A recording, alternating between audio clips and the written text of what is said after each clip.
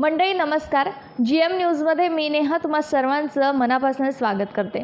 आपल्या सगळ्यांच्याच आयुष्यात बजेट हा खूप महत्त्वाचा असतो आणि त्याचबरोबर जर आपल्याला कुठे बाहेर जायचं असेल, आपल्या दैनंदिन गरजा आपल्याला पूर्ण करायचं असेल, तर आपल्या बजेट जेवढा आहे आपण त्याच्यानुसारच वागत असतो, त्याच्यानुसारच आपण बाहेर गेल्यानंतर पैसे खर्च करत असतो. आणि देशाच्या बाबतीत हे सांगायचं झालं म्हणजे जर देश चालवायचं झालं तर हा म्हणजे बजेटचा अर्थ हा खूप मोठा असतो, व्यापक होत असतो आणि त्याचबरोबर देशांची इन्कम ही कुठनं होत असते, त्यामधनं काय काय सोर्सेस आहेत, ही सगळी चर्चा आज आपण बजेटला घेऊन करणार आहोत. मित्रांनो, आजचा जो विषय आहे तो म्हणजे बजेट, अर्थसंकल्पीय याविषयी आज आपण चर्चा करणार आहोत. बजेट हा दरवर्षी का बरं चेंज केला जातो, कुठल्या गोष्टींची त्यामध्ये पूर्तता केली जाते, ही सगळी चर्चा आज आपण करणार आहोत. मी तुम्हाला सांगू इच्छिते की आज मी आलेली आहे CA पंकज बदलानी सरांकडे आणि आजचाच विषय जो म्हणजे बजेट हा विषय घेऊन आज आपण त्यांच्याशी चर्चा करणार आहोत. वेगवेगळ्या विषयांवरती आज आपण त्यांच्याशी प्रश्नावरती चर्चा करणार आहोत. सर्वप्रथम आपण CA पंकज बदलानी सरांचं आपल्या चॅनलमध्ये स्वागत करूयात आणि आजचा जो मूळ विषय आहे त्याला आपण चर्चेला सुरुवात करूयात. सर, तुमचं आमच्या GM न्यूजमध्ये अगदी मनापासून स्वागत आहे. थँक्यू मॅम, संधी दिल्याबद्दल मी धन्यवाद. नक्कीच सर, आजचा जो विषय आहे आपला तो म्हणजे बजेट याविषयी तर आपण चर्चा करणारच आहोत. पण तत्पूर्वी आपण जो CAचं प्रशिक्षण घेतलेलं आहे, जे एज्युकेशन आपण घेतलेलं आहे त्याबाबतीतही आम्हाला थोडी माहिती जाणून घ्यायची आहे. आपण जे प्रशिक्षण घेतलेलं आहे, जे एज्युकेशन घेतलेलं आहे ते नेमकं आपण कुठनं घेतलेलं आहे? CAचं जे एज्युकेशन आहे, प्रशिक्षण आहे, कुठनं घेतलं आहे आपण? कहाँ से लिया है आपने? क्या कहेंगे? मैम सबसे पहले ना यहाँ से मेरा 12th आर्य कॉलेज से हुआ है. यहाँ पे भी पढ़ाई बहुत अच्छी मिली थी मेरे को एज अ वाशिम से. फिर मैं नेक्स्ट स्टेप के लिए थोड़ा CPT वगैरह के लिए, CPT तो सेल्फ ही किया. जैसे CA में 3 स्टेप रहती है, CPT, इंटर एंड फाइनल. तो मैंने CPT खुद से सेल्फ किया, निकाला. फिर उसके आगे की पढ़ाई के लिए मेरे को थोड़ा सा हायर स्टडी के लिए बाहर जाना ही पड़ा, तो मैं नागपुर प्रीफर किया. नागपुर थोड़ा पास पड़ता है इसके लिए, फैमिली अटैचमेंट के कारण. फिर नागपुर में मैंने वहाँ पे IPCC क्लियर किया. फिर वहाँ 3 साल की आर्टिकलशिप की. आर्टिकलशिप भी ऐसे सर के पास की जो प्रिंसिपल स्ट्रिक्ट हो, डिसिप्लिन हो, वैल्यूज़ हो. जैसे उन्होंने मेरे को एक्सटेंशन वगैरह दिया, तो वहाँ आर्टिकलशिप कंप्लीट की KPR के एसोसिएट से. वहीं मैंने मेरा CA फाइनल भी कंप्लीट किया. उसके बाद वाशिम में आया. फिर वाशिम से मेरे को लगा कि प्रैक्टिस खोलने के पहले और अच्छा एक्सपीरियंस लेना चाहिए, तो उसके बाद पुणे में 1 साल जॉब किया मिलानियन एसोसिएट में. वहाँ रेरा रियल इस्टेट का काफ़ी सारा मेरे को एक्सपीरियंस मिला. उसके बाद फिर मैं वाशिम में, क्योंकि मेरे को लगता है कि वाशिम में पोटेंशियल ज़्यादा है और उसको ग्रो करने की ज़रूरत है, जैसे MIDC वगैरह. तो यहाँ भी उसकी प्रोफेशनल रहेंगे तो डेवलप होगा. इसके लिए वाशिम में मैंने 2020 जैसे कोविड था उसमें मैंने मेरा प्रैक्टिस स्टार्ट किया और खुद से ही पूरा ऑफिस डेवलप किया. जी बिल्कुल. और वाशिम आप लोगों की तरह ही मतलब यहाँ पर भी बहुत डेवलपमेंट हो रही है. सर, आपने जो CA किया है 2018 से आप यहाँ पर हो या फील्डमध्ये आपण 2018पासून आहात, पण आपल्याकडे नेमके काय काय कामे होत असतात त्याहीबद्दल आम्हाला जाणून घ्यायचं आहे. आपके यहाँ कौन कौन सी काम चलते हैं, क्या कहेंगे आप? मैम ये तो मैं बिल्कुल बताना चाहूँगा कि कैसे रहता. कई सारे लोगों को ना CA का ज़्यादा नॉलेज नहीं रहता कि क्या रहता, क्या करते हैं, उत्सुक रहते हैं. तो उनको सिर्फ लगता है कि GST और इनकम टैक्स का ही काम करते हैं. पर मैं आपको बताने के लिए चाहूँगा कि CA के यहाँ काफ़ी सारे काम होते हैं. जैसे आप बिज़नेस स्टैब्लिश करने से लेके उनके कंप्लाइंसेस, और आपको CA किस तरीके से हेल्प कर सकता है, जैसे प्रोजेक्ट फाइनेंस हो गया, सब्सिडीज़ हो गया, गवर्नमेंट की कई सारी सुविधा रहती है और कई सारे पॉलिसीज़ रहती है जहाँ आपको CA हेल्प कर सकता है. और आपके बिज़नेस से जो भी आपको मतलब कंप्लायंस, जो अदर कंप्लायंस भी रहते हैं, जैसे आपका फैक्ट्री सर्टिफिकेट्स हो गया, ये हो गया, आपको उसमें भी CA हेल्प करता है. और इसके अलावा भी जैसे रेरा है, वो भी जो है लोगों तक पहुंचाना गवर्नमेंट के, कैसे रहता कि उनके नियम, उनके यहाँ जैसे अभी कई प्रोजेक्ट्स देखोगे तो रजिस्टर नहीं होते, जबकि उनके ऊपर एप्लीकेबल होने के बाद भी.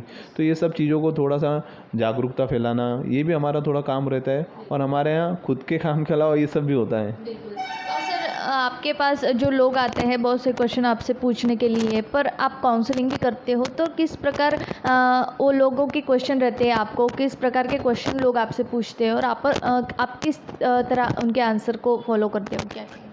बिल्कुल उनको सिंपल वे में बताना पड़ता है, क्योंकि अपना टैक्स स्ट्रक्चर तो बहुत कॉम्प्लिकेटेड है. लोग GST, इनकम टैक्स दोनों मिक्स कर लेते हैं. तो उनको एकदम सरल तरीके से और उनके ऊपर कम से कम कंप्लायंस में और गवर्नमेंट के जो बेनिफिट्स है और उनको बिज़नेस को ऐसे बढ़ावा देना है और उनके बेनिफिट्स के लिए जो भी चीज़ें हैं हम उसके ऊपर ज़्यादा ध्यान देते हैं. जी, जी. और आज का जो अपना सब्जेक्ट आहे, आजचा जो आपला विषय आहे तो म्हणजे बजेट.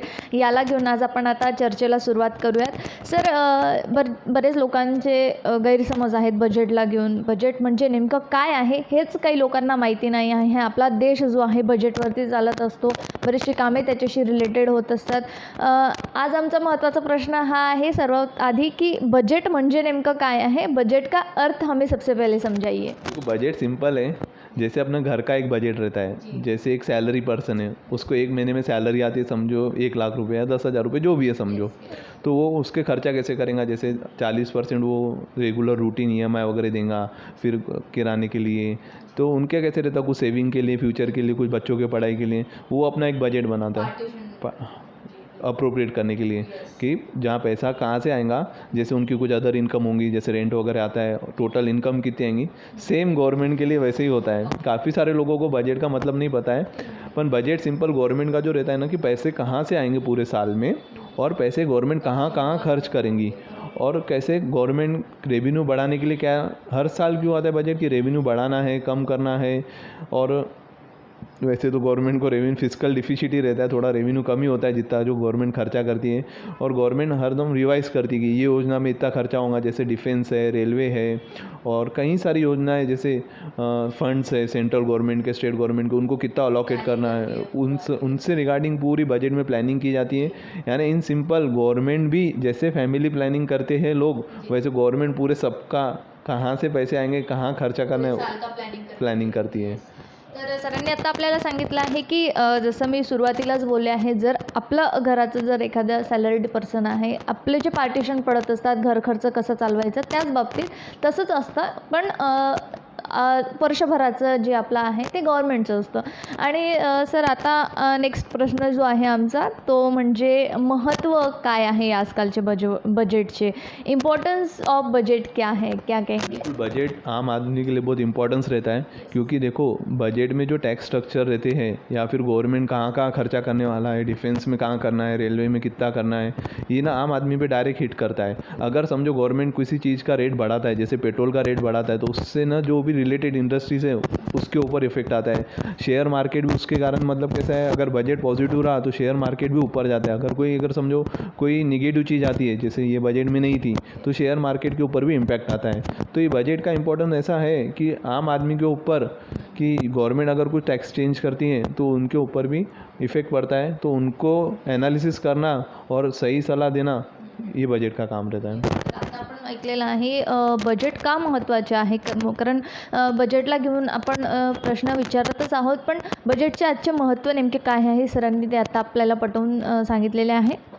सर, यानंतरचा प्रश्न आहे माझा की बजेटमध्ये कुठल्या कुठल्या गोष्टींचा समावेश आहे, कुठल्या गोष्टींचं ॲडिशन आहे बजेटमध्ये, क्या कहेंगे? बजट में देखो सिंपल कि ये साल गवर्नमेंट को कहाँ कहाँ पैसे आ रहे हैं, कहाँ कहाँ खर्चा हो रहे हैं। जैसे आपको पता नहीं होगा गवर्नमेंट 185 योजना पे खर्चा करने वाली है, तो ये साल के बजट में तो उन्होंने वो एक पूरे उन्होंने मेमोरेंडम में दिए हैं। और इस साल समझो इनडायरेक्ट टैक्स से कितना आएगा, कस्टम ड्यूटी से कितना आएगा, ये सब उनके इसमें रहता है। थोड़ा ये टेक्निकल रहता है, ये आम आदमी से ज़्यादा रिलेटेड नहीं रहता है, पर गवर्नमेंट के लिए ये चीज़ें बहुत इंपॉर्टेंट रहती हैं कि कहीं कहीं क्या होता है, रेवेन्यू कम हो जाता है, कहीं ज़्यादा हो जाता है, तो उनका बजट हिल जाता है। तो आपको एक बजट के लिए और एक इम्पॉर्टेंट कॉन्सेप्ट बताऊंगा, बजट होता कैसे। अपना जो बजट है ना, फिस्कल डिफिसिट बजट रहता है। अब डिफिसिट शब्द क्या है, समझो मेरा 100 रुपये का खर्चा है और मेरी इनकम कम है, तो उसको फिस्कल डिफिसिट बोलते हैं।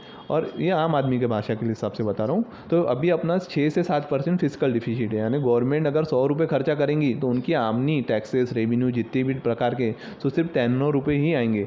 और ये जो आपको 6% सुनने में बहुत छोटा लग रहा है, वो कहीं लाखों करोड़ों का रहता है। और ये जितना बड़ा डिफिसिट रहेगा उतना बोरोइंग बढ़ेगा और उतना देश के लिए खतरा होता है। और अभी आपने जो बताया कि जो 6% रहता है वो बहुत लाखों करोड़ों में रहता है, इसके बारे में भी हमें एक क्वेश्चन पूछना है कि गवर्नमेंट को इनकम कहाँ से होती है, कहाँ से गवर्नमेंट को रेवेन्यू मिलता है जो इन्वॉल्व करती है गवर्नमेंट साल की तरह, तो कहाँ से रेवेन्यू मिलता है? देखो अगर आप गवर्नमेंट को आज 100% में मैं बात करूं तो मेजर रेवेन्यू कैसे रहता है, एक जो रहता है इनकम टैक्स से आता है, उसको दो डिवाइड रहते हैं, कॉर्पोरेट टैक्स और एक non corporate tax. Non corporate tax मतलब इंडिविजुअल जो रिटर्न्स वगैरह भरते हैं, और कॉर्पोरेट टैक्स जो कंपनी वगैरह देती है, वो एक मेजर शेयर रहता है। मेरे ख्याल से 30% वो रहता है। फिर जीएसटी रहता है, कस्टम ड्यूटी रहता है, फिर लैंड्स और इनसे जो रेवेन्यू आता है स्टैम्प ड्यूटी वगैरह से, वो भी कुछ रहते हैं। और दूसरा एक मेजर इसमें बोरोइंग्स भी रहता है। 30, आपको पता नहीं होगा कि 30% पैसा गवर्नमेंट बोरोइंग से ही आता है। तो ये भी कैसे रहता है, थोड़ा डिफिशिट उसके कारण बढ़ता है, जैसे बोरोइंग यूज़ होता है, क्योंकि अपने जो टैक्सेस है ना पूरा कवर नहीं करते। ऐसे गवर्नमेंट को एक ये भी एक रहता है, जो गवर्नमेंट की कंपनीज़ वगैरह हैं उनसे भी जो डिविडेंड वगैरह आता है, वो पैसा उसमें यूज़ करती है पब्लिक के लिए। बिल्कुल, अभी आपने बताया कि गवर्नमेंट को कहाँ से रेवेन्यू मिलता है, कहाँ से इनकम होती है, पर इसके साथ में ही मुझे एक क्वेश्चन ऐसा पूछना है कि जो लोग हैं, तो आम लोगों को क्या फ़ायदा होता है बजट का? क्या बेनिफिट मिलता है लोगों को, क्या? ये ज़रूरी है, गवर्नमेंट बेनिफिट कभी कभी देती है, कभी कभी नहीं भी देती है। ये साल तो सबसे बड़ा बेनिफिट दिया है उन्होंने इनकम में। तो इससे क्या होता है कि देखो 7 लाख तक उन्होंने जो छूट दी है, तो एक कई लोगों का इसमें फ़ायदा हो जाएगा कि टैक्स बच जाता है। और कैसे रहता है, मैक्सिमम जो अपने यहाँ जो 99% लोग हैं इंडिया के, वो 7 लाख रुपीज़ के अंदर कवर हो जाता है। तो आपको एक आश्चर्य भी होगा कि सिर्फ 1% या 2% लोग ही टैक्स भरते हैं इंडिया का पूरा। तो ये कैसे रहता है, आम आदमी इससे कहीं ना कहीं रिलेटेड रहता है। तो ये आम आदमी पे कहीं ना कहीं हिट भी करता है, जैसे जीएसटी में रेट कम ज़्यादा होता है तो कहीं ना कहीं हिट करता है। मतलब हमकोही इसका जो आहे मतलब याचंच नुकसान आपल्यालाही भोगावं लागतं. त्याचबरोबर आता आपण बघितलेलं आहे कशी सिच्युएशन आलेली होती कोरोनामुळे. सगळीकडे खूप अस्ताव्यस्त वातावरण झालेलं होतं. कैसी सिच्युएशन हम सब पे आई थी. तो काय नुकसानीचा सामना आपल्याला करावा लागू शकतो बजेटमुळे? काय नुकसान होऊ शकतो? काय सांगाल? नहीं, ये बजट ही उन सब चीज़ों को ये रहता है रिगार्डिंग कि सब चीज़ें कैसे कवर करनी है। तो बजट में ही रहता है कि अब जैसे कोरोना आ गया तो कोविड के लिए समझो कुछ मेडिकल फंड में, इमरजेंसी फंड में पहले समझो 5% गवर्नमेंट खर्चा करती थी, तो इस साल 10% खर्चा करना है। तो इन सब चीज़ों से कैसे रहता, बजट में ही वो सब परसेंटेज चेंज होते हैं, और बजट से ही गवर्नमेंट के आगे की दिशा सेट होती है कि हर क्षेत्र में कितना खर्चा करना है। पण सर आता तुम्ही जे सांगितलं होतं मगाशी की कॉमन मॅनसाठी हे समजायला खूप अवघड जातो, बऱ्याच लोकांच्या डोक्यावरून जातो. बजेट म्हणजे हा खूप किचकट विषय बऱ्याच लोकांना वाटत असतो. बजेटविषयी बऱ्याच लोकांच्या मनामध्ये गैरसमज देखील आहे. हे गैरसमज तुम्ही यावेळेला कसे दूर कराल, काय सांगाल याबद्दल? सोपे भाषात मी सांगू ना की सर्वाले बजेटचा अर्थ कळलं पाहिजे. तर गव्हर्नमेंटने पैसे कुठून आणले आणि कुठे कुठे खर्च केले हे कसं राहते, आणि गव्हर्नमेंटचं जे पैसा राहते हे पब्लिकचाच पैसा आहे, आणि पब्लिकसाठी पैसा खर्च केला की नाही हे बजेटमध्ये सर्व त्याच्यात पारदर्शकपणे गव्हर्नमेंट दाखवते सर्व. त्यांचं तुम्ही ते मेमोरेंडम वगैरे पाहणार ना, त्याच्यात एक एक रुपयाचा हिशोब दिलेला आहे की 20-21चा माझ्याकडून कुठे कुठे पैसे आले, मी कुठे कुठे खर्च केलं, आणि 21-22मधून असं समजा पुढच्या वर्षामध्ये कुठे कुठे पैसा येणार, कुठे कुठे मी खर्च करणार, याचं टेंटेटिव्ह त्यांचं हे राहते. आणि त्यांनी काही पॉलिसी चेंज केली तर त्याच्यामध्ये किती समजा त्यांचा फायदा होणार की नुकसान होणार ते बी त्याच्यात, जसं इन्कम टॅक्समध्ये रिलीफ दिल्यावर त्यांचं जे नुकसान होईल ते बी त्यांना सांगितलेलं आहे. आता गव्हर्नमेंटने काय नुकसान होईल, त्यांचं तर रेव्हेन्यू कमी होणार ना, तर कुठून ना कुठून त्यांना भरपाई करायला लागते, तर ते बी त्यांचं त्याच्यामध्ये राहतात. तर याच्यामध्ये आता पब्लिकवर काय हार्म होते, अगर समजा काही त्यांनी दुसऱ्यावर ड्युटी वाढवली तर काही कुठे ना कुठे ते पब्लिकहूनही ते अफेक्ट करतात. ते बरोबर. आणि सर याचबरोबर एक महत्त्वाचा प्रश्न विचारावासा वाटतो आहे की बजेट जो आहे तो दरवर्षी चेंज का बरं केला जातो? क्यों चेंजेस किए जाते हैं इसमें? अभी आपने एक सिंपल एग्जांपल दे दिया, जैसे कोविड था, पहले नहीं था, तो पहले जैसे इमरजेंसी फंड 5% ही से होता था, अभी 10% अगर उस फॉर एग्जांपल उसके ऊपर परसेंटेज बढ़ा रहे हैं. और कैसे रहता, कभी इनकम टैक्स का बेनिफिट देना है, कभी जीएसटी का बेनिफिट देना है, या कभी कैसे रहता कि इकोनॉमी किस तरीके से जा रही है. जैसे इस साल इन्फ्लेशन के डर के कारण और ग्लोबल के फैक्टर्स के कारण आप देखो इंटरेस्ट रेट बढ़ाया जा रहा है, तो कहीं ना कहीं आगे चल के इंडिया को कि इंडिया का ग्रोथ रेट कैसे मेंटेन रहे उसके लिए. जैसे अभी आपको एक अच्छी बात बताना चाहूँगा कि India is the 5th largest economy, तो कहीं ना कहीं इंडिया ने जंप किया है, तो वो जंप बराबर हर साल आ रहा कि नहीं आ रहा, वो ग्रोथ हो रही कि नहीं हो रही, उसके लिए ही बजट में कहीं ना कहीं चेंजेस किए जाते हैं. तर आता सांग और परिवर्तन ही संसार का नियम है. सरांनी आता सांगितलेलं आहे की बजेट हा दरवर्षी का बरं चेंज केला जातो, याविषयी पण अतिशय मार्गदर्शन खूप सोप्या भाषेमध्ये सरांनी आपल्याला सांगितलेलं आहे. सर खूप छान वाटलं तुमच्याशी यावेळेस चर्चा करत असताना. बजेटविषयी खूप छान माहिती तुम्ही आम्हाला दिलेली आहे. पण तरी देखील आता बरेचसे दर्शक आपल्याला GM न्यूजच्या माध्यमातून बघत आहेत. बजेटविषयी बऱ्याच लोकांच्या मनामध्ये काही प्रश्न असतील. तुम्ही या सगळ्यांचं काम बघत आहात, तुमच्याकडे जी काही कामे चालत असतात, याशी रिलेटेड तुम्ही या लोकांना यावेळेस काय संदेश देऊ इच्छिता, एक काय आवाहन करू इच्छिता? सर्वात महत्त्व काय असते, जेव्हा आपण बजेट वाचतो ना, या जेव्हा जे बजेट ते अनाऊन्स होते, तर सर्वात आपल्याला इन्कम टॅक्स आणि GSTमध्ये काय बेनिफिट दिलेलं आहे आपण त्याच्यावर थोडं लक्ष करतो.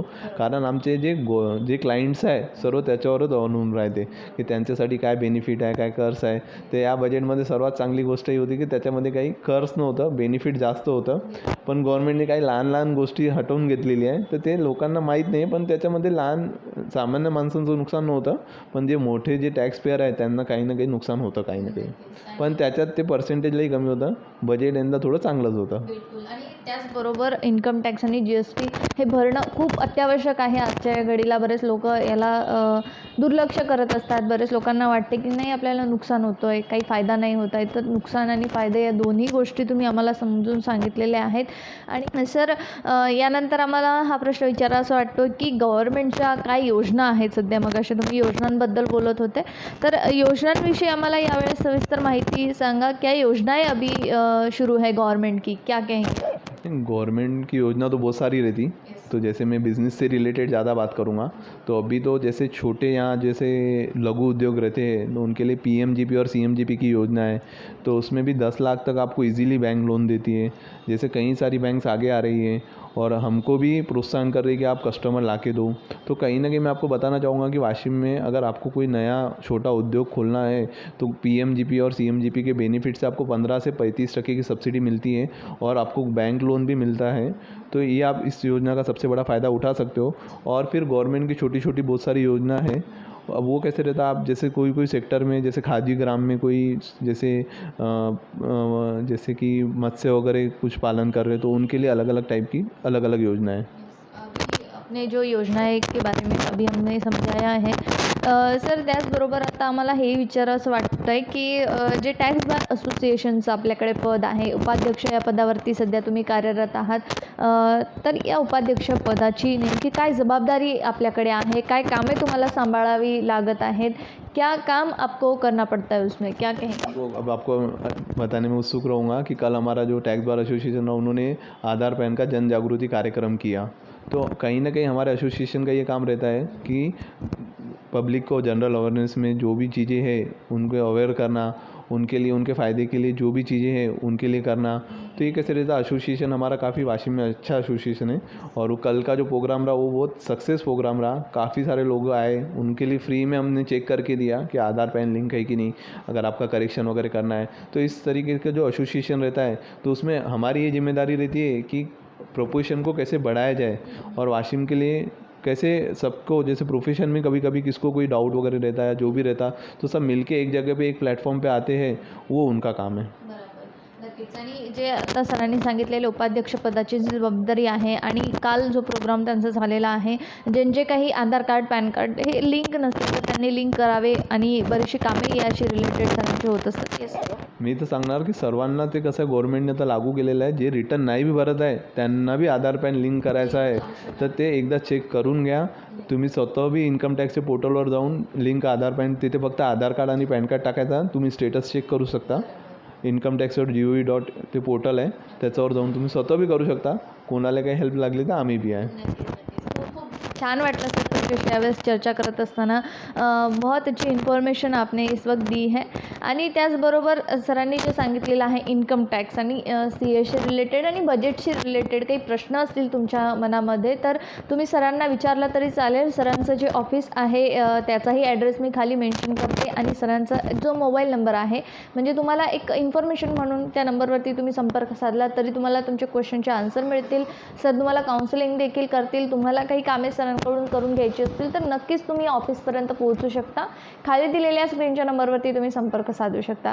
सर खूप खूप धन्यवाद दिलेल्या सगळ्या सविस्तर माहितीबद्दल आणि आमच्या GM न्यूजला तुम्ही तुमचं अमूल्य मार्गदर्शन केल्याबद्दल, अमूल्य वेळ दिल्याबद्दल तुमचे खूप खूप आभार.